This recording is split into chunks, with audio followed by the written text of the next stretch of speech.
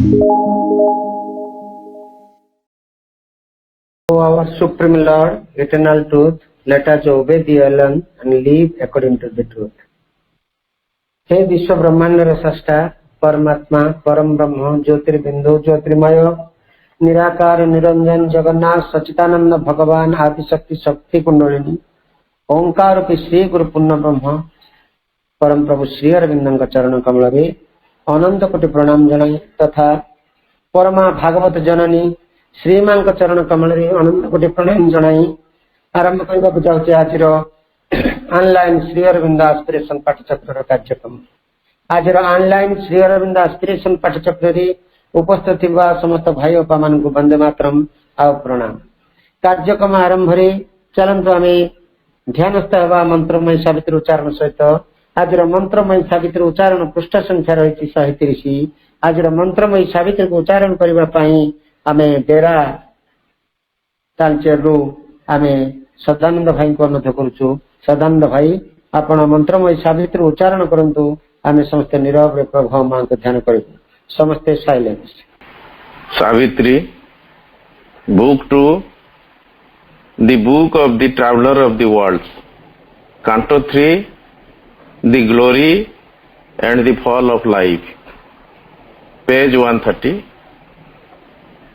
life heard the call and left her native light overflowing from her bright magnificent plain on the rigid coil and sprawl of mortal space. Here too the gracious great winged angel poured her splendor and her sweetness and her bliss, hoping to fill a fair new world with joy. As comes a goddess to a mortal's breast and fills his days with her celestial class, she stooped to make her home in a transient shape.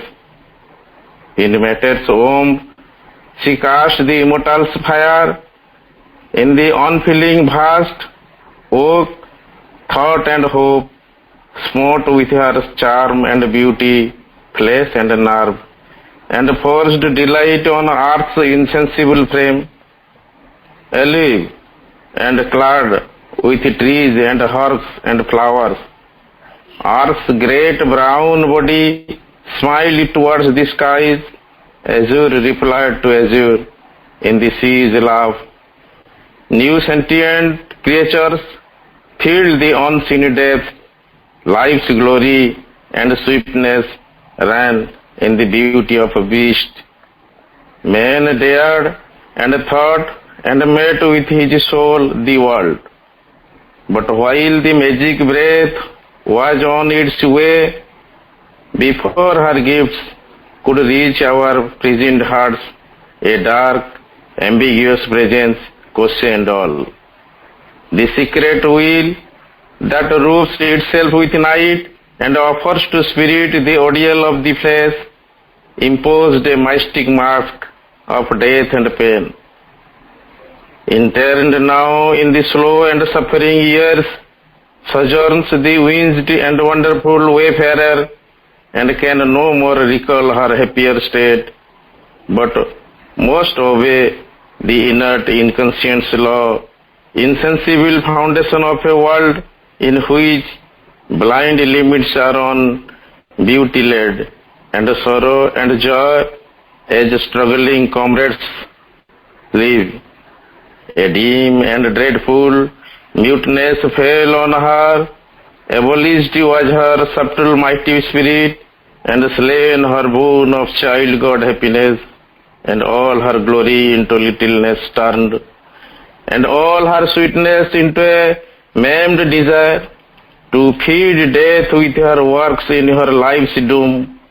So veiled was her immortality that she seemed inflicting consciousness on the unconscious things, an episode in an eternal death, a myth of a being that must forever cease. Such was the evil mystery of her change. धन्यवाद भाई। ଯେତେବେଳେ ଯେ ଆମେ ମନ୍ତ୍ରମୟୀ ସାବିତ୍ରୀ ଉଚ୍ଚାରଣ ସହିତ ନିରବରେ ପ୍ରଭୁ ମାଙ୍କୁ ଧ୍ୟାନ କରୁଥିଲେ, ବର୍ତ୍ତମାନ ସମୟ ହେଇଛି କାର୍ଯ୍ୟକ୍ରମରେ ଗୋଟେ ଭକ୍ତି ନୈବେଦ୍ୟ ଅର୍ପଣ କରିବା। ଆଜିର କାର୍ଯ୍ୟକ୍ରମରେ ଗୋଟେ ଭକ୍ତି ନୈବେଦ୍ୟ ଅର୍ପଣ କରିବା ପାଇଁ ଆମେ ଏସଚିନା ଗଞ୍ଜାମରୁ ପ୍ରମୋଦ ଭାଇ ଓରଫ ଟିପୁ ଭାଇଙ୍କୁ ଅନୁରୋଧ କରୁଛୁ, ଆପଣ ଗୋଟେ ବନ୍ଦନା ଭକ୍ତି ନୈବେଦ୍ୟ ପ୍ରଭୁ ମାଙ୍କ ଚରଣ କମଳରେ ଅର୍ପଣ କରନ୍ତୁ।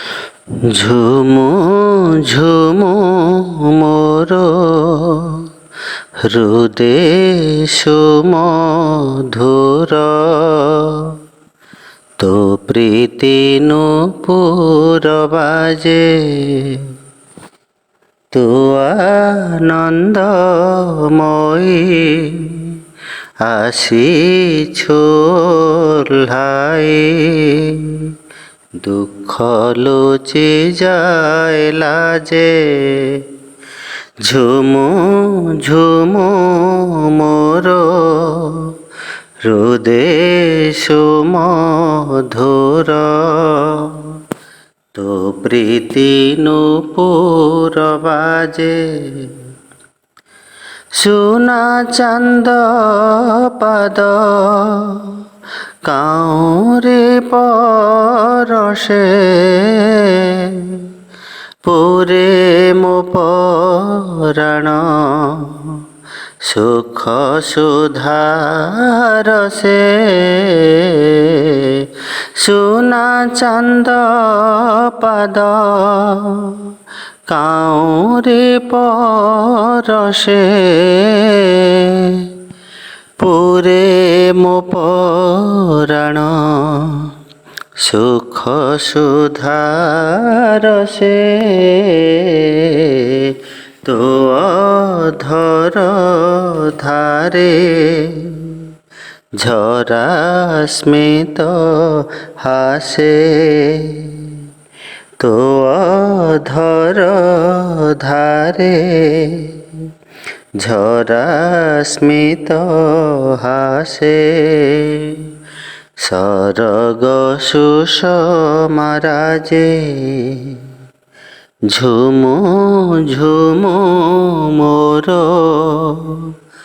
হৃদে সুমধুর, তো প্রীতি নূপুর বাজে। ঘুরি ঘুরি সিনা এ সংসার পথে, খোঁজুথিলি কেতে আতুরে মু তোতে।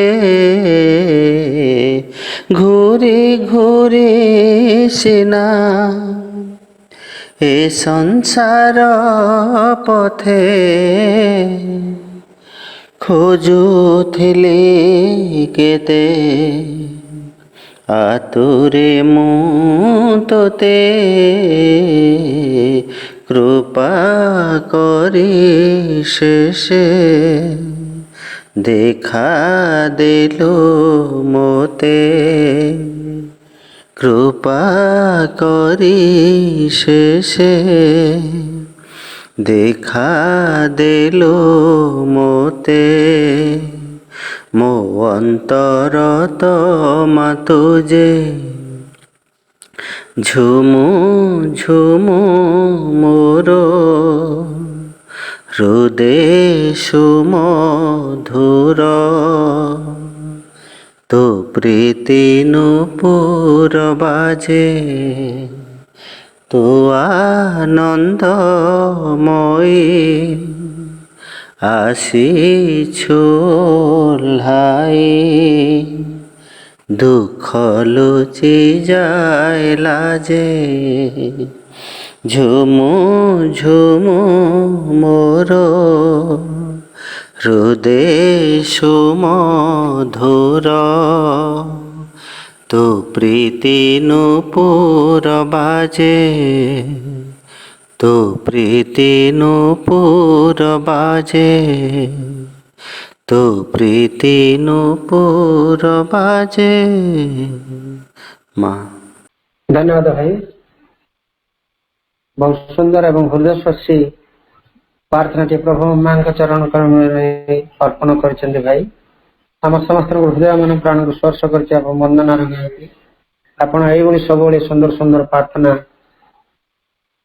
प्रभु माँ का चरण कमल अर्पण कर समस्त प्रभु माँ का चरण कमल उन्नत कर धन्यवाद भाई धन्यवाद। बर्तमान समय है कार्यक्रम आम गोटे आलोचना करवा विषय वस्तु आज रही शैतान जोटी रही पारे ये प्रसंग आलोचना करने आम श्रीराम दास पंडित निरंजन भाई को अनुरोध करुचु भाई आप आलोचना जारी रखु। आज आलोचना सभा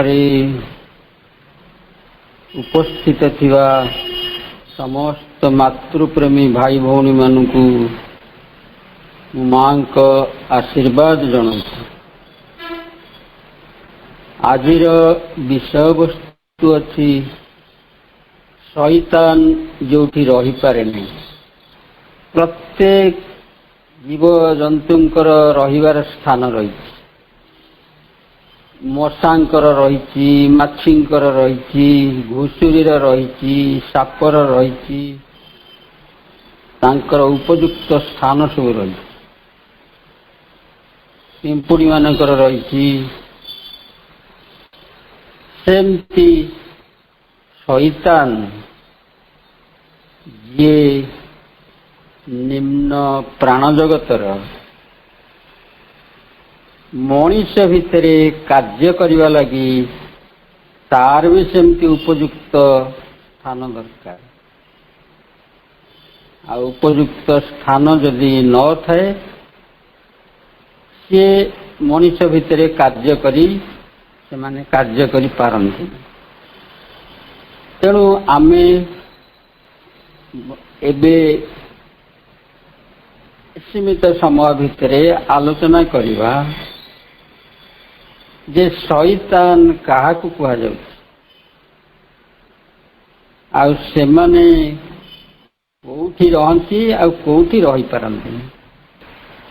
आपण माने सब जानी थे जेतेबेले श्री अरविंद माँ यार कारण जानिबा को चाहिए माँ तांको सूक्ष्म दृष्टि देखा पाइले केते गुड़िए क्षुद्रकाय वामनाकृति सत्ता श्री अरविंद घर को टेका फिंगुचंती।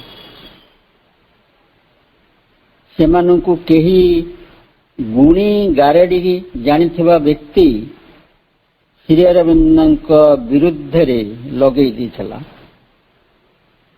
माँ सेमानंकु डाकिले सेमाने माँ को पाखक आसी भूल मागिले ओ आउ सेपरी करिवे नहीं बोली कहिले ता सहित कहिले सेमाने मांकर सेवा करने को चाहती। माँ कहिले प्रतिदिन गोला पानी तांकु दबा लगे सेमाने कहिले गोलाप आमे देई परिबुनी। माँ पचारिले ताहले तुमे माने कौन करि परिबो सेमाने कहिले सेमाने खाली टेक्का पकई पारे जहाँ उपरकू जहाँ घर को माँ कहे टेक्का पकईवा से टेक्का पकई पारे। माँ कहले ताहले ए स्थान छाड़ी चली जाओ से माने पड़ेले। माँ सेमानक विषय रे कहती से माने दुष्ट प्रकृतिर किंतु से माने जानती नहीं दुष्टामी करते भावती सेटा तांकर कर्तव्य टेक्का पकेवाटा तांकर गोटे कर्तव्य। से माने सबु क्षुद्र प्राण जगतर सत्ता निम्न प्राण जगतर सत्ता सेमानंकर सबु कर्म विभाग अछि। आमर जमी बढ़ई कमार कुमार तेली चाषी जमी विभिन्न प्रकार कर्म विभाग अच्छी तांकर सेमती कर्म विभाग अच्छी।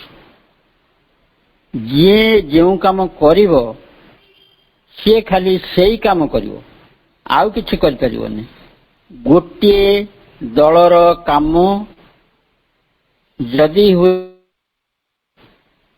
ଆଉ ଗୋଟାଏ ଦଳର କାମ ହେଉଛି ରାସ୍ତାଘାଟରେ ଦୁର୍ଘଟଣା ସୃଷ୍ଟି କରିବା, ଆଉ ଗୋଟିଏ ଦଳର କାମ ହେଉଛି ବ୍ୟକ୍ତି ଭିତରେ ଝଗଡ଼ା ସୃଷ୍ଟି କରିବା, ମନୋମାଳିନ୍ୟ ସୃଷ୍ଟି କରିବା।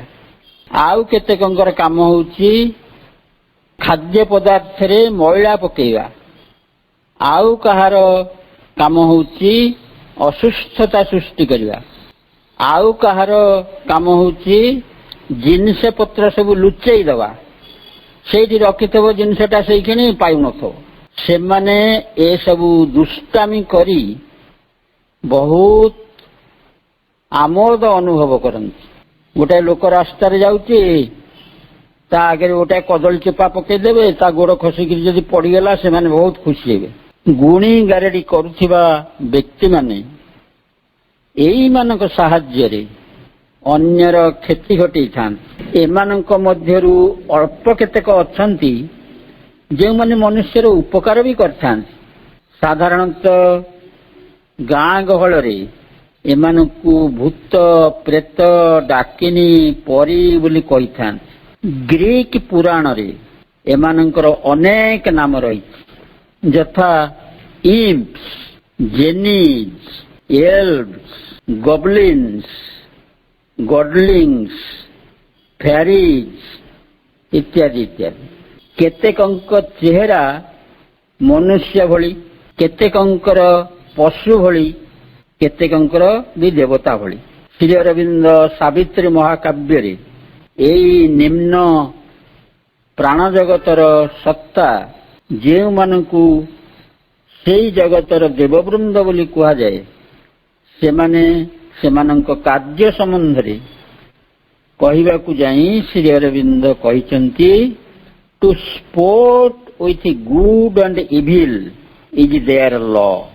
ମଙ୍ଗଳ ଓ ଅମଙ୍ଗଳକୁ ନେଇ ଖେଳ ହେଲା ବିଧାନ ତାଙ୍କର। Luring the failure into meaningless success.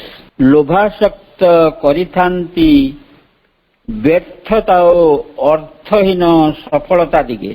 ଲୋଭ ଦେଖେଇଥାନ୍ତି ଯୋଉଥିରେ ମଣିଷ ଯାଇ ଶେଷକୁ ବ୍ୟର୍ଥ ହବ, ଫେରେ ଯଦି ସଫଳ ହବ ସେ ଅସଫଳତାର କିଛି ଅର୍ଥ ନାହିଁ। ଅଲ୍ ମଡେଲ୍ସ ଦେ କରପ୍ଟ, ଅଲ୍ ମେଜର୍ସ ଚିଟ୍। କଳୁଷିତ କରିଥାନ୍ତି ସକଳ ଆଦର୍ଶେ, ସକଳ ଉପାୟ କରିଥାନ୍ତି ପ୍ରତାରିତ। ଯେକୌଣସି ଭଲ କଥା ମଣିଷ ସୃଷ୍ଟି କରିବ ତାକୁ ସେମାନେ କଳୁଷିତ କରିଦେବେ, ତା ଭିତରେ ନାନା ଦୁର୍ନୀତି ପଶିଯିବ। ଧର ବନ୍ୟା ସାହାଯ୍ୟ ପାଣ୍ଠି ଆଦାୟ କରୁଛନ୍ତି, ସେଥିରେ ନାନା ପ୍ରକାର ଦୁର୍ନୀତି ଆଚରଣ ପଶିବ, ତାର ଆଦର୍ଶ ଆଉ ରହିବନି। ଏଇ କରୋନା ପାଇଁ ସାହାଯ୍ୟ କରୁଛନ୍ତି, କରୋନାରେ ବି ସୁଯୋଗ ନେଇକରି ସେମାନେ ନାନା ପ୍ରକାର ଅସତ ଉପାୟ ଅବଲମ୍ବନ କରୁଛନ୍ତି, ନାନା ପ୍ରକାର ଦୁର୍ନୀତି କରିବାକୁ ପଛଉନାହାନ୍ତି। ଯେକୌଣସି ଭଲ କଥା ମଣିଷ ସୃଷ୍ଟି କରିବ ତାକୁ ସେମାନେ କଳୁଷିତ କରିଦେବେ। ଯେକୌଣସି କଥାକୁ ଯଦି ଗୋଟେ ବନ୍ଧୁ ଉପରେ ବିଶ୍ୱାସ ରଖିଛି, ଦେଖିବ ସେମାନେ ତାକୁ, ସେ ବନ୍ଧୁକୁ ପ୍ରରୋଚିତ କରି ତାକୁ ପ୍ରତାରିତ କରିଦେବେ। ମେକ୍ ନଲେଜ ଏ ପଏଜନ, ଭାର୍ଚ୍ୟୁ ଏ ପ୍ୟାଟର୍ନ ଡଲ୍। ପରିଣତ କରିଥାନ୍ତି ଜ୍ଞାନକୁ ବିଷରେ ଆଉ ପୁଣ୍ୟକୁ ଅସାର ସୂତ୍ରରେ। and lead the endless cycles of desire। କାମନାର ଅନ୍ତହୀନ ଯୁଗାବର୍ତ୍ତନକୁ ନେଇ ସେ ଚଳନ୍ତି। କାମନାର ଅନ୍ତହୀନ ଯୁଗାବର୍ତ୍ତନକୁ ସେମାନେ କାର୍ଯ୍ୟକାରୀ କରୁଥାନ୍ତି। ସେ କାମନାର ଆଉ ଅନ୍ତ ନଥାଏ, ଶେଷ ନଥାଏ। ମଣିଷ ଭାବେ ଗୋଟାଏ କାମନା ପୂରଣ କରିଦେଲେ ସେ ସନ୍ତୁଷ୍ଟ ହେଇଯିବ, ନା, କାମନା ପରେ କାମନା ଏମିତି କରି ତା ଜୀବନକୁ ଶେଷ କରନ୍ତି। Through some semblances of a sad or happy chance, ଆକସ୍ମିକ ସୁଖ ଦୁଃଖ ଆପାତ ଦୃଶ୍ୟର ମଧ୍ୟ to an inescapable fatality, ଅନିବାର୍ଯ୍ୟ ସର୍ବନାଶୀ ନିୟତି ମଧ୍ୟକୁ ଏଇ ଆକସ୍ମିକ ସୁଖ ଦୁଃଖ ଆପାତ ଦୃଶ୍ୟାବଳୀ ଭିତରେ ଦେଇକିରି ସେମାନେ ଗୋଟେ ସର୍ବନାଶୀ ନିୟତି ଭିତରକୁ ଟାଣି ନିଅନ୍ତି ମଣିଷକୁ। ଏ ଦୁନିଆରେ ମଣିଷ ଯେତେ ଭଲ କଥା ଭଲ ଉଦ୍ଦେଶ୍ୟ ନେଇକରି ଆରମ୍ଭ କରେ, ଏହି ନିମ୍ନ ପ୍ରାଣ ଜଗତର ସତ୍ତା ମାନେ ସେ ସବୁକୁ ଭଣ୍ଡୁର କରିଦିଅନ୍ତି, ପବିତ୍ର ଉଦ୍ଦେଶ୍ୟକୁ କଳୁଷିତ କରିଦିଅନ୍ତି। ସେମାନେ ଲୋଭ ଦେଖେଇ ଅନିବାର୍ଯ୍ୟ ସର୍ବନାଶର ଦିଗରେ ନେଇଯାଆନ୍ତି। ଏଇଭଳି ସତ୍ତା ମାନେ ସବୁ ସ୍ଥାନରେ ବାସ କରିପାରନ୍ତିନି। ଘରର ଯେଉଁ କୋଣ ଅନ୍ଧାରୁଆ ଅଳିଆପୂର୍ଣ୍ଣ ହୋଇଥାଏ ସେଇଠି ବାସ କରନ୍ତି। ମଣିଷ ଚେତନା ଭିତରେ ବି ସେହିପରି ଅନ୍ଧାରୁଆ ଅସ୍ପଷ୍ଟ ଅଚେତନ ଅଂଶରେ ସେମାନେ ବାସ କରିଥାନ୍ତି। ଏଇ କ୍ଷୁଦ୍ର ପ୍ରାଣ ଜଗତର ସତ୍ତାମାନଙ୍କ ମଧ୍ୟରେ ସବୁଠାରୁ ନିମ୍ନ ଶ୍ରେଣୀର ହେଉଛନ୍ତି ଇମ୍ସ, ଯେଉଁମାନେ ଶ୍ରୀ ଅରବିନ୍ଦଙ୍କ ଗୃହକୁ ଟେକା ପକାଉଥିଲେ। ଇମ୍ସ ମାନଙ୍କ ବିଷୟରେ ବିଭିନ୍ନ କାହାଣୀ ଅଛି। ଆମେ ଏଠାରେ ଗୋଟିଏ ସେଥିରୁ ଆଲୋଚନା କରିବା। କାହାଣୀଟିର ନାମ ହେଉଛି ଦି ବଟଲ ଇମ୍ପ, ବୋତଲ ଭୂତ। ବୋତଲ ଭିତରେ ରହିଥିବା ଗୋଟେ ଭୂତ। ବହୁତ ଦିନ ତଳର କଥା। ହାୱାଇ ଦ୍ୱୀପରେ କିୱି ନାମରେ ଜଣେ ଗରିବ ଶିକ୍ଷିତ ସାହସୀ କଠୋର ପରିଶ୍ରମୀ ଲୋକ ବାସ କରୁଥିଲେ। ସେ ଜଣେ ଉତ୍ତମ ନାବିକ। ଥରେ ତାର ପୃଥିବୀର ବିଭିନ୍ନ ସହର ନଗର ସବୁ ବୁଲି ଦେଖିବାକୁ ଇଚ୍ଛା ହେଲା। ସେ ସେହି ସମୟରେ ଗୋଟିଏ ଜାହାଜ ଆମେରିକାର ପଶ୍ଚିମ ଉପକୂଳରେ ଅବସ୍ଥିତ ସାନ୍ ଫ୍ରାନ୍ସିସ୍କୋକୁ ଯାତ୍ରା କରୁଥିଲା। ସେହି ଜାହାଜରେ କିୱି ଯାତ୍ରା କଲା। ସାନ୍ ଫ୍ରାନ୍ସିସ୍କୋ ଏକ ସୁନ୍ଦର ସହର ଓ ବନ୍ଦର। ଏଠାକାର ବାସିନ୍ଦାମାନେ ସାଧାରଣତଃ ଖୁବ୍ ଧନୀ। ଦିନେ କିୱି ଏହି ସହରର ରାସ୍ତାରେ ବୁଲୁଛି। ପକେଟରେ ତାର ଟଙ୍କା ଅଛି। ରାସ୍ତାର ଏହି ଦୁଇ ପାଖରେ ସୁନ୍ଦର ଉଚ୍ଚା ଉଚ୍ଚା ଘର ଗୁଡ଼ିକ ଦେଖି ଦେଖିକା ସେ ଯାଉଛି।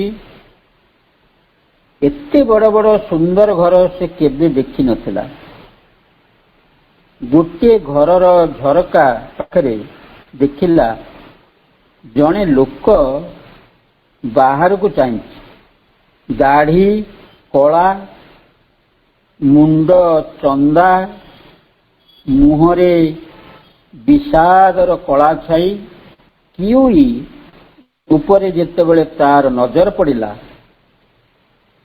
ମୁହଁରେ ଟିକେ କୃତ୍ରିମ ହସ ଫୁଟେଇ ଦେଇକରି ସେ କିୱିକୁ ତା ପାଖକୁ ଯିବା ଲାଗି ଇସାରା ଦେଲା।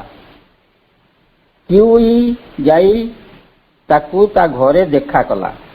ଲୋକଟି ତାର ସୁନ୍ଦର ରାଜକୀୟ ଘରର ସବୁ ବଖରା ଗୁଡ଼ିକ କିୱିକୁ ବୁଲେଇକିରି ଦେଖେଇଲା। କିୱି ସେ ସବୁ ଦେଖି ବହୁତ ମୁଗ୍ଧ ହେଇଗଲା। କହିଲା, ଏପରି ଘରେ ମୁଁ ଯଦି ରହୁଥାନ୍ତି ସବୁବେଳେ ଆନନ୍ଦ ଉତ୍ସବରେ ମାତିଥାନ୍ତି। ଆଉ ତୁମେ ଏପରି ଘରେ ରହିକିରି ଏମିତି ଦୁଃଖିତ ଅବସାଦଗ୍ରସ୍ତ ଦେଖାଯାଉଛ କାହିଁକି? ଲୋକଟି କିଉଇକି କହିଲା, ତୁମେ ଯଦି ଏଇପରି ଘର, ଏଇପରି ଆସବାବ ପତ୍ର ପାଇବାକୁ ଚାହୁଁଛ, ତା ତୁମେ ପାଇପାରିବ। ତୁମ ପାଖରେ କେତେ ଟଙ୍କା ଅଛି? କିଉଇ କହିଲା, ମୋ ପାଖରେ ମାତ୍ର $50 ଅଛି। ଲୋକଟି କହିଲା, ତାହେଲେ ସେତିକି ଯଥେଷ୍ଟ ହବ। କିଉଇ ଆଶ୍ଚର୍ଯ୍ୟ ହେଇ ପଚାରିଲା, କଣ ଏ ଘରଟି କିଣିବା ପାଇଁ $50 ଲାଗିବ? ଲୋକଟି କହିଲା, ନା ନା, ବୋତଲଟି କିଣିବା ପାଇଁ। ଏହା କହି ସେ ଗୋଟାଏ ଲମ୍ବା ନଳୀ ଭଳି ବେକ ଥିବା ଗୋଟାଏ ବୋତଲ ଦେଖେଇଲା। କହିଲା, ଏଇ ବୋତଲଟି ହିଁ ମୋର ସମସ୍ତ ସୌଭାଗ୍ୟର ମୂଳ। ବୋତଲଟି ଥିଲା ଦୁଧ ଭଳି ଧଳା। ତା ଉପରେ ଥିଲା ପରିବର୍ତ୍ତନଶୀଳ ଇନ୍ଦ୍ରଧନୁର ରଙ୍ଗ। ତା ଭିତରେ ନିଆଁ ପିଣ୍ଡୁଳାର ଛାଇ ଭଳି କଣ ଗୋଟିଏ ଘୁରୁଥିଲା। ବୋତଲଟିକୁ ଦେଖି କିଉଇ ହସିଲା। ଲୋକଟି କହିଲା, କଣ ବିଶ୍ୱାସ ହଉନି? ତେବେ ଏଇଟିକୁ ନେଇ ଭାଙ୍ଗିବାକୁ ଚେଷ୍ଟା କର ବୋତଲଟିକୁ।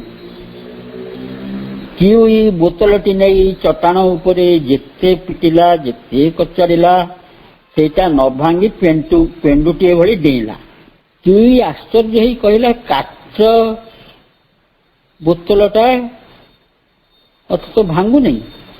ଲୋକଟି କହିଲା, ହଁ, ସେଇଟି କାଚ, କିନ୍ତୁ ନର୍କର ଅଗ୍ନିରେ ତା ତିଆରି। ତା ଭିତରେ ରହୁଛି ଗୋଟାଏ ଭୂତ, ଇମ୍ପ। ଜଣେ ଏ ବୋତଲଟି କିଣି ନେଇ ସେ ଭୂତକୁ ଯାହା ମାଗିବ ସେ ଦବ। କିଉଇ କହିଲା, ଏପରି ଅଲୌକିକ ଶକ୍ତିଯୁକ୍ତ ବୋତଲକୁ ତୁମେ ବିକିବାକୁ କାହିଁକି ଚାହୁଁଛ? ଲୋକଟି କହିଲା, ମୁଁ ଏ ବୋତଲ ମଧ୍ୟସ୍ଥ ଭୂତ ସାହାଯ୍ୟରେ ଯାହା ପାଇବାର ପାଇସାରିଲେଣି, ଆଉ ମୋର କିଛି ପାଇବାର ବାକି ନାହିଁ। ତା ଛଡା ମୁଁ ଧୀରେ ଧୀରେ ବୁଢା ହେଇଗଲିଣି। ଆଉ ଏ ବୋତଲର ସବୁ ଉପକାରିତା ସତ୍ତ୍ୱେ ଗୋଟିଏ ଅପକାରିତା ତାର ରହିଛି। ସେ ଅପକାରିତାଟି କଣ? ନା, ଏ ବୋତଲଟି ଯଦି ମଲା ପର୍ଯ୍ୟନ୍ତ ବ୍ୟକ୍ତି ପାଖରେ ରହିଯାଏ, ତେବେ ସେ ବ୍ୟକ୍ତି ମଲା ପରେ ନର୍କର ଏକ ଅଗ୍ନିକୁଣ୍ଡରେ ପଡ଼ି ଅନନ୍ତ କାଳ ପର୍ଯ୍ୟନ୍ତ ଜଳୁଥିବ, କିନ୍ତୁ ପୋଡ଼ି ପାଉଁଶ ହବନି, ସେମିତି ଜଳୁଥିବ। କିଉଇ ଛାନିଆ ହେଇ କହିଲା, ନାଇଁ ରେ ବାବା, ମୋର ଏ ବୋତଲ ଦରକାର ନାହିଁ। ମୋର ଘରବାଡ଼ି, ଧନ ସମ୍ପତ୍ତି, କ୍ଷମତା, ପ୍ରତିପତ୍ତି ଦରକାର ନାହିଁ। ମୁଁ ଯେପରି ଅଛି ଭଲରେ ଅଛି।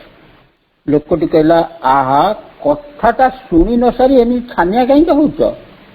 ଏ ବୋତଲ ମାଧ୍ୟମରେ ସବୁ ପାଇସାରିବା ପରେ ଏ ବୋତଲକୁ ଅନ୍ୟକୁ ବିକ୍ରି କରିଦେବ। ପାଖରେ କାହିଁକି ରଖିବ ଯେ ଅସୁବିଧା ହବ? କିନ୍ତୁ ତଥାପି କିଉଇର ସନ୍ଦେହ ଗଲା ନାହିଁ।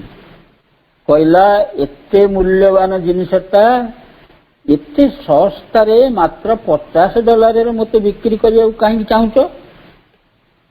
ଲୋକଟି କହିଲା, ତା ପଶ୍ଚାତରେ ମଧ୍ୟ ଗୋଟିଏ ରହସ୍ୟ ଅଛି। ଯେତେବେଳେ ଶଇତାନ ପ୍ରଥମେ ଏହାକୁ ନର୍କ ମଧ୍ୟରୁ ଆଣିଥିଲା, ଏହାର ଦାମ $1,000,000 ବେଶୀ ଥିଲା। କାଳକ୍ରମେ ବିଭିନ୍ନ ଲୋକଙ୍କ ପାଖକୁ ଯାଇ ଯାଇ ଏହାର ମୂଲ୍ୟ ବହୁତ କମିଯାଇଛି। ମୁଁ ତ ଏହାକୁ ମାତ୍ର $90 କିଣିଛି। ଏଥିରେ ଯେଉଁ ରହସ୍ୟଟି ରହିଛି, ତା ହେଉଛି ଏହାକୁ ଯିଏ ଯେତିକି ଦାମରେ କିଣିବ, ବିକିଲା ବେଳକୁ ତାଠାରୁ କମ ଦାମରେ ବିକିବ।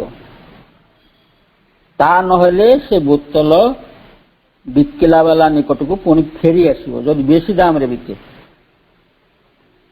ମୁଁ ଏହାକୁ $90 କିଣିଛି, ବିକିଲା ବେଳକୁ ଅତି ବେଶୀରେ $89.99 ବିକିପାରିବି। ତୁମ ପାଖରେ $50 ମାତ୍ର ଅଛି, ତେଣୁ ମୁଁ ସେତିକିରେ ତମକୁ ଦେଇଦେବି। ତଥାପି କିୱିର ସନ୍ଦେହ ଗଲା ନାହିଁ। ସେ କହିଲା, ତୁମ କଥାରେ ମୁଁ ବିଶ୍ୱାସ କରିବି କିପରି? ବୋତଲଟିକୁ କିଣି ସାରିବା ପରେ ଯଦି କିଛି କାମ ନ ଦେଲା? ଲୋକଟି କହିଲା, ତା ପୂର୍ବରୁ ପରୀକ୍ଷା କରିନିଅ। ତୁମେ ମୋତେ $50 ଦେଇ ବୋତଲଟିକୁ କିଣି ନିଅ, ତାପରେ ବୋତଲ ମଧ୍ୟସ୍ଥ ଭୂତକୁ କୁହ ଯେ ତୁମ $50 ପୁଣି ତୁମ ପାଖକୁ ଫେରି ଆସୁ। ଯଦି ମୋ ପାଖରୁ $50 ତୁମ ପାଖକୁ ଫେରି ନ ଯାଏ, ତାହେଲେ ମୁଁ ତୁମ $50 ଫେରାଇ ଦେବି ଓ ବୋତଲଟିକୁ ରଖିବି। ଏଥର କିୱିର ମନ ଟିକେ ମାନିଲା। ସେ $50 ଦେଇ ବୋତଲଟିକୁ କିଣି ନେଇ କହିଲା, ହେ ବୋତଲ ଭୂତ, ମୋ $50 ମୋ ପାଖକୁ ପୁଣି ଫେରି ଆସୁ। ଏତିକି କହିବା ମାତ୍ରେ ସପ୍ତକୁ ପାଖରୁ $50 ଆସି କିୱିର ପକେଟରେ ଭର୍ତ୍ତି ହେଇଗଲା। କିୱି ଆଶ୍ଚର୍ଯ୍ୟ ହେଇ କହିଲା, ବାସ୍ତବରେ ଏ ଏକ ବିଚିତ୍ର ବୋତଲ। ଲୋକଟି ଖୁସି ହେଇ କହିଲା, ଏଥର ଶଇତାନକୁ ମୋ କାନ୍ଧରୁ ଓହ୍ଲେଇ ଦେଲି, ତୁମ କାନ୍ଧରେ ବସାଇ ନେଇଯାଅ। କିୱି କହିଲା, ନା ନା, ମୋର ଦରକାର ନାହିଁ, ତୁମ ବୋତଲ ତୁମେ ରଖ, ନେଇଯାଅ। ଲୋକଟି କହିଲା, ବୋତଲଟିକୁ ତୁମେ ମୋ ଠାରୁ କିଣି ସାରିଛ, ପରୀକ୍ଷା କରିସାରିଛ, ଏଥର ବୋତଲ ଧରି ଏଠାରୁ ଚୁପ୍ କରି ଚାଲିଯାଅ। ବେଶୀ ପାଟି କଲେ ଚାକରକୁ ଡାକି ତଣ୍ଟିଆ ମାରି ବାହାର କରିଦେବି। ଏହା କହି ଚାକରମାନଙ୍କୁ ଯେମିତି ଡାକିଲା, କିୱି ବୋତଲ ଧରି ଚାଲିଗଲା।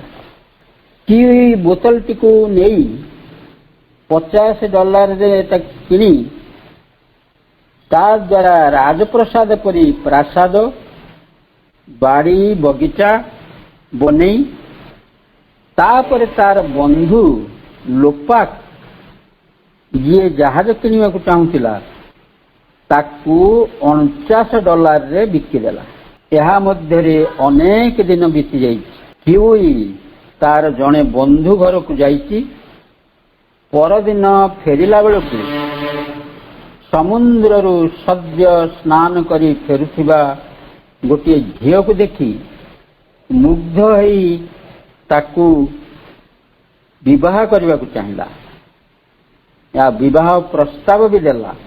ତାର ନାମ ଥିଲା କୋକୁଆ। ଆଉ ସେ ତାର ବାପାର ନାଁ କିଆନୁ। କିୱି ସେ ବିବାହ କରିଛି କି ନାହିଁ ତାକୁ ପଚାରିଲା।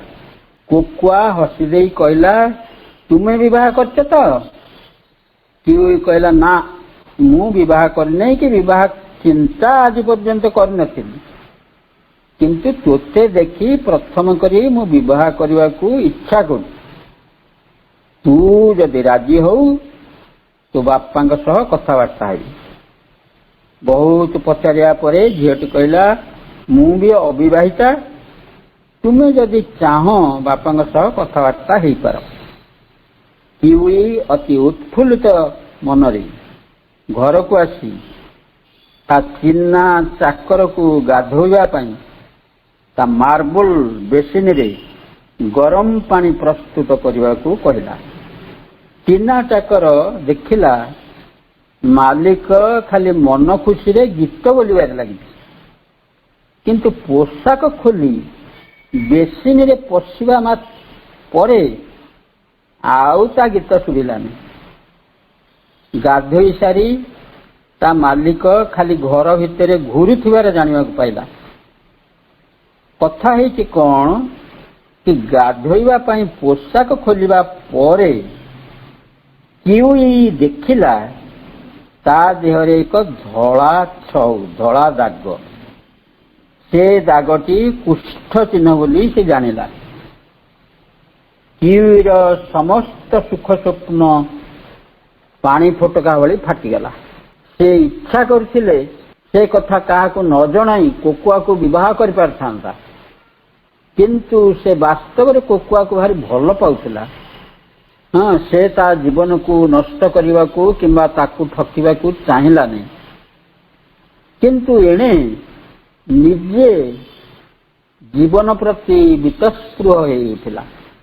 राति अध हेलाणी, किउई की निद नहीं।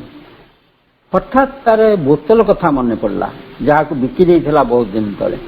ता भितर थवा सेई विकटाल भूतटा कथा भय लगिले भी ता छड़ा निजको सुस्थ करी कोकुआ को विवाह करवा अन्य कौन सी पंथा नहीं। किउई वर्तमान बोतलटी कुआड़े जाइछि तार संधान नेबाको लागिला।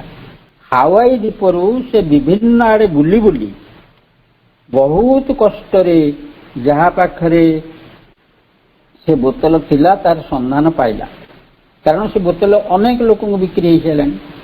से मात्र 2 सेंट देई ताकू किनिथिला।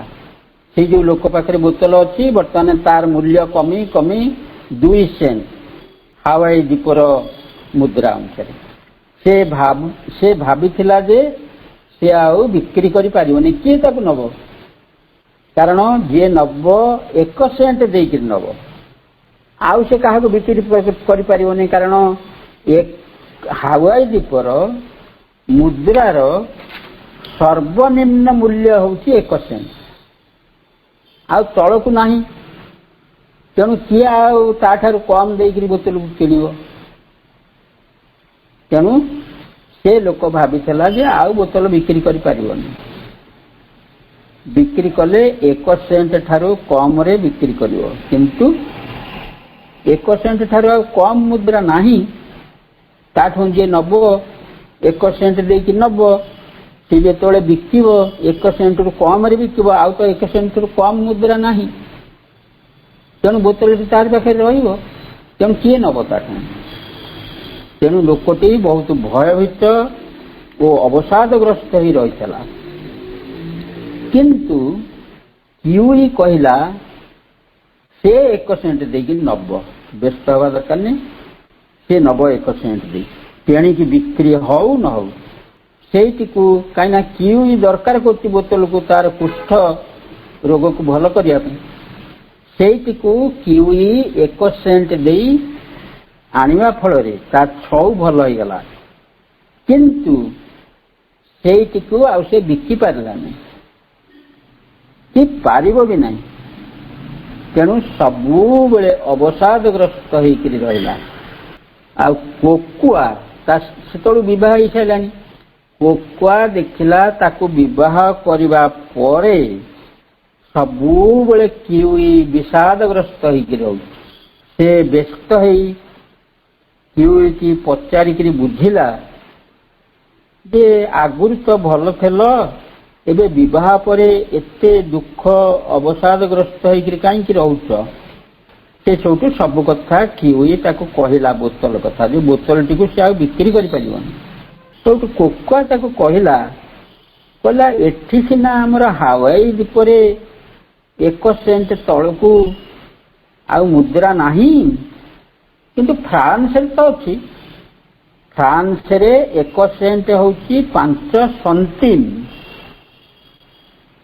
ताले आमे फ्रांस गले सिटी बिक्री करि परिबा। तेणु से मैंने कौन कले ना स्थिर कले कौन चली गले फ्रांस।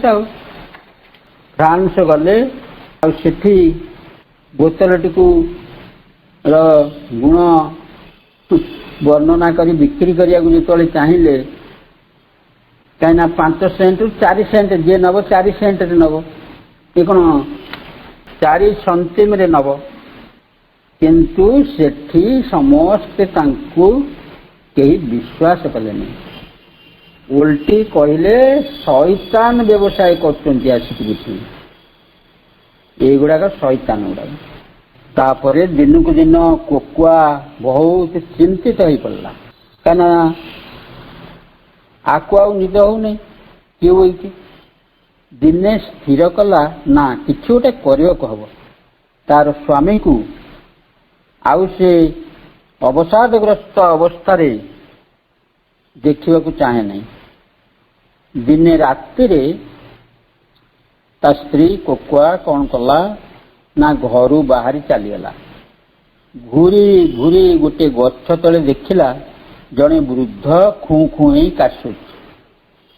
ତାକୁ ଡାକିକିରି କହିଲା, ତା ଜୀବନର ସବୁ ଦୁଃଖ ତା ଆଗରେ କହିଲା ଆଉ ତାର ସାହାଯ୍ୟ ଚାହିଁଲା।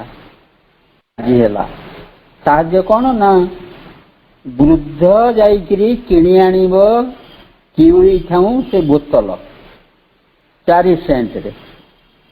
ଇଏ ତାଠାରୁ ବୃଦ୍ଧ ଠାରୁ କିଣି ନେବ 3 ସେଣ୍ଟରେ। କିଏ? କୋକୁଆ ନିଜେ କିଣି ନେବ। କୋକୁଆ ତାକୁ ବୋତଲ ବିଷୟରେ ସବୁ କଥା ବୁଝେଇଲା ଓ 4 ସେଣ୍ଟିମ ଦେଇ କିଉଳି ଠାରୁ ସେ ବୋତଲଟି କିଣି ଆଣିବାକୁ କହିଲା ତାର ସ୍ୱାମୀ ଠାରୁ। କାରଣ ସେ ନିଜେ ସେ କହିଲେ ଦବନି ତା ସ୍ତ୍ରୀ କିଣୁଛି ବୋଲି। କାରଣ ସେ ନିଜେ ଚାହିଁଲେ କିଉଳି ତାକୁ ବିକିବନି। ବୃଦ୍ଧ କିଣି ଆଣିବ, ତାପରେ ବୃଦ୍ଧ ଠାରୁ 3 ସେଣ୍ଟିମରେ କୋକୁଆ କିଣି ନେବ। ବୃଦ୍ଧ କହିଲା, ଝିଅ ତୋ କଥାରେ ବିଶ୍ୱାସ କରି ମୁଁ ଯାଉଛି, କିନ୍ତୁ ତୁ ଯଦି ମିଛ କହୁଥାଉ ତାର ପରିଣାମ ଭଗବାନଙ୍କ ଠାରୁ ଭୋଗିବୁ। ବୃଦ୍ଧ ଯାଇ 4 ସେଣ୍ଟିମ ଦେଇ ବୋତଲଟିକୁ କିଣି ଆଣି କୋକୁଆକୁ ଦେଲା ଓ କହିଲା, ତୋ ସ୍ୱାମୀ ଏତେ ଖୁସି ଯେ ଛୋଟ ପିଲା ଭଳି ଆନନ୍ଦରେ କାନ୍ଦି ପକେଇଲା। ଆଜି ସେ ଭଲ କରି ଶୋଇବ। କୋକୁଆ ଖୁସି ହେଲା। ବୃଦ୍ଧକୁ କହିଲା, ଆଚ୍ଛା ତୁମ ଇଚ୍ଛା ବୋତଲ ଦ୍ୱାରା ପୂରଣ କରିନିଅ, ତାପରେ ମତେ ବିକିବ। ଅନ୍ତତଃ ତୁମର ଏଇ ଦୁରାରୋଗ୍ୟ କାଶକୁ ଭଲ କରିଦିଅ। ବୃଦ୍ଧ କହିଲା, ଝିଅ ମୁଁ ମରଣ ତୋରଣ ନିକଟରେ ପହଞ୍ଚିଲିଣି। ଏଇ ଶେଷ ଜୀବନରେ ଶଇତାନର ସାହାଯ୍ୟ ନେବାକୁ ମୁଁ ଚାହେଁ ନାହିଁ। ତୁ ବୋତଲଟି ନେଇଯା। କୋକୁଆ ପ୍ରଥମ କରି ଏପରି ବ୍ୟକ୍ତି ଦେଖିଲା ଯିଏ କୌଣସି ଭୟର କାରଣ ନ ଥାଇ ଶଇତାନର ସାହାଯ୍ୟ ନେବାକୁ ମନା କଲା, ଅଥଚ ଦୁରାରୋଗ୍ୟ ବ୍ୟାଧି ଭୋଗୁଛି। କୋକୁଆ 3 ସେଣ୍ଟିମ ଦେଇ ତାଠାରୁ ବୋତଲଟି କିଣି ନେଲା।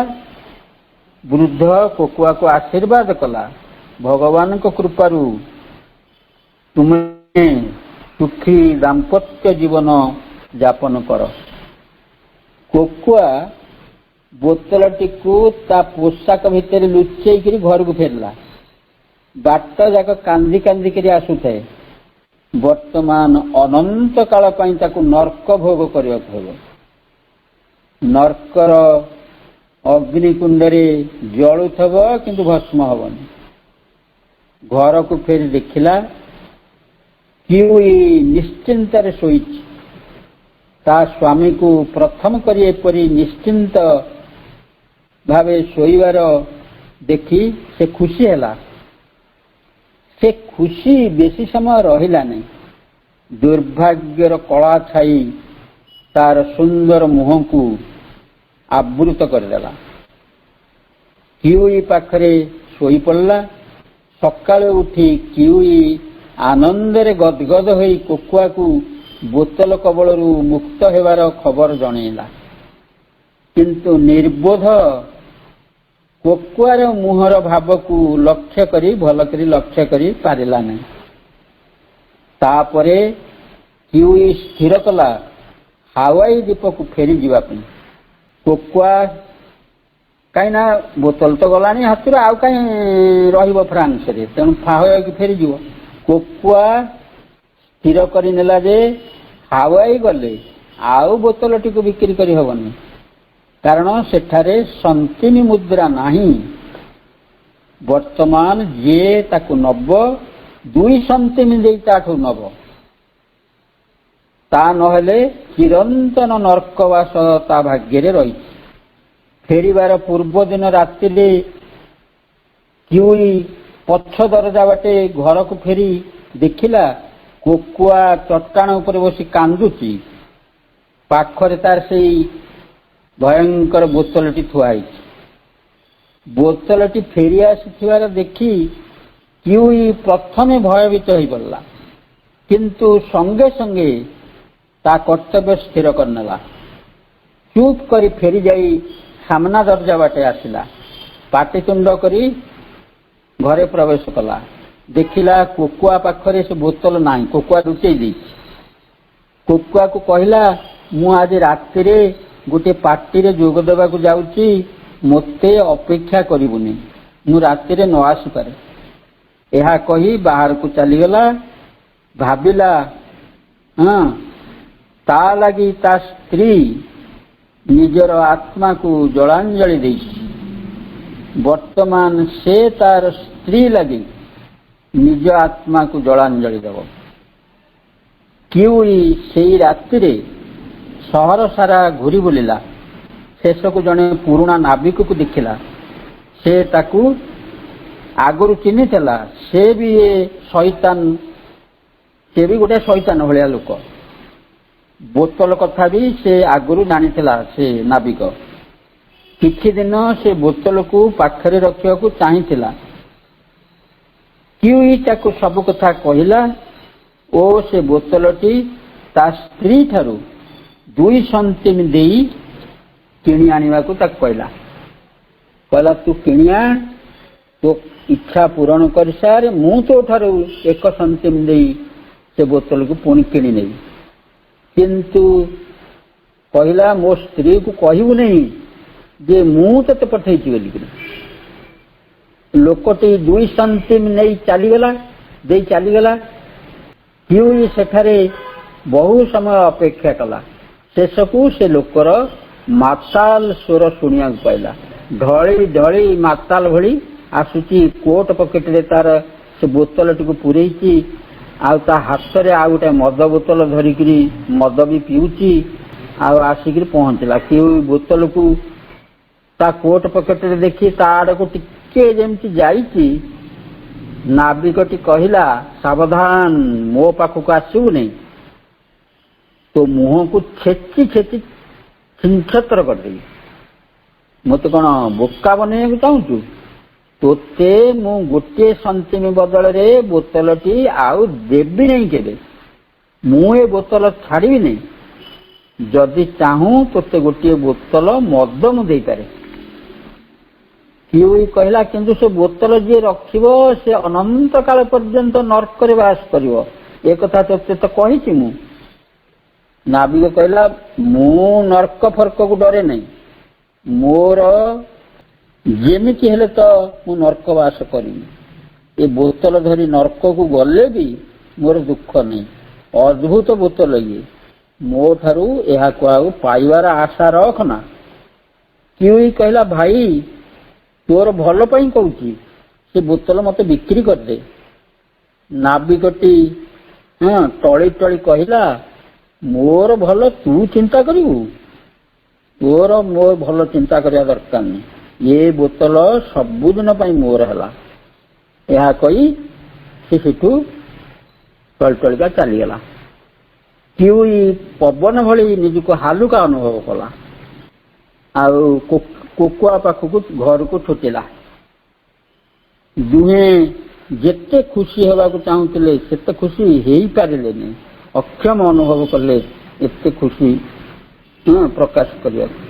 नीरव भगवान असंभव आशीर्वाद को बहन कर हावाई द्वीप को फेरी आसी शांति रे अवशिष्ट जीवन बीतेले। एठी आमे देखिबा जे श्री अरविंद कहते जे wherever are soulless minds and guideless lives, ଯେଉଁଠାରେ ମନ ଅଟେ ଆତ୍ମାହୀନ, ଜୀବନଟା ଦିଶାରି ବିହୀନ, and in a small body self is all that counts, ଆଉ କ୍ଷୁଦ୍ର ଏକ ଦେହ ମଧ୍ୟରେ ସୀମାବଦ୍ଧ ରହିଥାଏ ବ୍ୟକ୍ତି। wherever love and light and largeness lacked, ଯେଉଁଠାରେ ରହି ନାହିଁ ପ୍ରେମ ଆଉ ଆଲୋକ ଓ ବିଶାଳତା ଭାବ, ପ୍ରେମ ଆଲୋକ ଆଉ ବିଶାଳତା ଯୋଉଠି ନାହିଁ, these crooked fashioners take up their task, ଏଇ କୁଟିଳ କାରିଗରଗଣ, ଏଇ ଶୈତାନ ମାନେ ସେଇଠାରେ ରଚିଥାନ୍ତି ସେମାନଙ୍କ କର୍ମ। To all half conscious worlds they extend their reign, ଯେତେ ଅର୍ଦ୍ଧ ସଚେତନ ରାଜ୍ୟ ଉପରେ ତା କରିଥାନ୍ତି ଶାସନ ବିସ୍ତାର। ଯେଉଁଠି ମଣିଷ ଭିତରେ ଆତ୍ମାର ପ୍ରଭାବ ଓ ପରିଚାଳନା ପରିଦୃଷ୍ଟ ହୁଏ ନାହିଁ, ମଣିଷ ପାଇଁ ତା ଦେହଟା ହିଁ ସବୁକିଛି, ଯେଉଁଠି ପ୍ରେମ ନାହିଁ, ଯଥାର୍ଥ ପ୍ରେମ, ଜ୍ଞାନର ଆଲୋକ ନାହିଁ, ଚେତନା ବହୁତ ସଂକୀର୍ଣ୍ଣ, ବ୍ୟକ୍ତି ନିଜର ଲକ୍ଷ୍ୟ ନିଜ ମଧ୍ୟସ୍ଥ ସତ୍ୟ ସମ୍ପର୍କରେ ପୂର୍ଣ୍ଣ ସଚେତନ ନୁହେଁ, ସେଠାରେ ଏହି ନିମ୍ନ ପ୍ରାଣସତ୍ତାଗଣ ଅବାଧରେ କାର୍ଯ୍ୟ କରନ୍ତି। ମଣିଷ ସେମାନଙ୍କୁ ନିଜର କଲ୍ୟାଣକାରୀ ବୋଲି ଭାବି ସ୍ୱଚ୍ଛନ୍ଦରେ ସେମାନଙ୍କୁ ଆଶ୍ରୟ ଦେଇ ନିଜର ସର୍ବନାଶକୁ ଡାକି ଆଣିଥାଏ। କିନ୍ତୁ ସାମାନ୍ୟ ପ୍ରେମ, ଆଲୋକ, ନିଃସ୍ୱାର୍ଥପରତା, ଉଦାରତା ପ୍ରକାଶ ପାଇଲେ ସେମାନେ ରହିପାରନ୍ତିନି, ତତ୍କ୍ଷଣାତ୍ ବିଦାୟ ନିଅନ୍ତି କିମ୍ବା ମିଳେଇ ଯାଆନ୍ତି। ଯେଉଁଠି ନିଃସ୍ୱାର୍ଥପରତା ଅଛି, ଚେତନାର ବିଶାଳତା ଅଛି, ଗଭୀର ଅନାବିଳ ପ୍ରେମ ଅଛି, ଆଲୋକ ଅଛି, ସେଠି ଶୈତାନ ବାସ କରିପାରେ ନାହିଁ। ଆମେ ଖାଲି ଗୋଟିଏ ଉଦାହରଣ ଦେଖିଲେ, ଗଭୀର ପ୍ରେମ, ଅନାବିଳ ଗଭୀର ପ୍ରେମ କ୍ଷେତ୍ରରେ କିପରି ରହିପାରିଲାନି ଶୈତାନ। ଆଉ ଉଦାରତା, ବିଶାଳତା, ଯୋଉଠି ଆତ୍ମାର ପରିଚାଳନା ଅଛି, ଆଲୋକ ରହିଛି, ନିଃସ୍ୱାର୍ଥପରତା ରହିଛି, ସେ କଥା ଆମେ ଗ୍ରହଣ କରିନେବା। ବର୍ତ୍ତମାନ ଆଲୋଚନା କରିବାକୁ ଆଉ ସମୟ ନାହିଁ, ତେଣୁ ବନ୍ଦ କରିବା। ଧନ୍ୟବାଦ ଭାଇ, ବହୁତ ସୁନ୍ଦର ଆଲୋଚନା ଆମକୁ ବି ବୁଝେଇ ଦେଲେ ଯେ ଯୋଉ ଶୈତାନ କି ଆମକୁ ବହୁତ କିଛି କ୍ଷତି କରିଦିଏ, ସେଇ ଶୈତାନର ଯେମିତିକି ଆମେ ବିଷଧର ସର୍ପକୁ ଆମେ ପାଳନ କଲେ ସେ ଆମକୁ ଦିନେ ଦଂଶନ କରିବ, ସେ ଶୈତାନକୁ ଆମେ ରଖିବା ନାହିଁ। କେମିତି ରଖିବା ନାହିଁ ତା ଟ୍ରିକଟା ମତେ ଭାଇ ବହୁତ ସୁନ୍ଦର ଭାବରେ ବୁଝେଇ ଦେଲେ। ଆମେ ସେଇଭଳି ରଖିବା, ସେଇଭଳି ହେବା, ଉଦାର ରହିବା, ବିଶାଳତା, ଆଲୋକ, ଦିବ୍ୟ ଚେତନାରେ ବାସ କରିବା, ତାହେଲେ ଶୈତାନ ସେଠି ରହିପାରିବନି। ଆଉ ଯେତେ ସବୁ ଶୈତାନର ଯୋଉ ଜାଗାରେ ରହିବା ଜିନିଷ ସବୁ, ତାକୁ ଯଦି ଆମ ଭିତରେ ରଖିବା, ବସା କରିବା, ତାହେଲେ ଶୈତାନ ଆସିବ। ବହୁତ ଧନ୍ୟବାଦ ଭାଇ, ବହୁତ ସୁନ୍ଦର ଆଲୋଚନା ପାଇଁ ବହୁତ ବହୁତ ଧନ୍ୟବାଦ। ଆମେ କାର୍ଯ୍ୟକ୍ରମକୁ ଏଠି ବିରତି ଘୋଷଣା କରୁଛେ। କାର୍ଯ୍ୟକ୍ରମରେ ଉପସ୍ଥିତ ଥିବା ସମସ୍ତ ଭାଇ ବାପା ମାନଙ୍କୁ ବନ୍ଦେ ମାତରମ୍। ପ୍ରଭୁ ମାଙ୍କୁ ଅନନ୍ତ କୋଟି ପ୍ରଣାମ ଜଣାଇ ଭାଇଙ୍କୁ ବହୁତ ବହୁତ ଧନ୍ୟବାଦ ଜ୍ଞାପନ କରି କାର୍ଯ୍ୟକ୍ରମକୁ ଏଠି ବିରତି ଘୋଷଣା କଲେ। କାର୍ଯ୍ୟକ୍ରମ ଭ ସମସ୍ତଙ୍କର ଭ।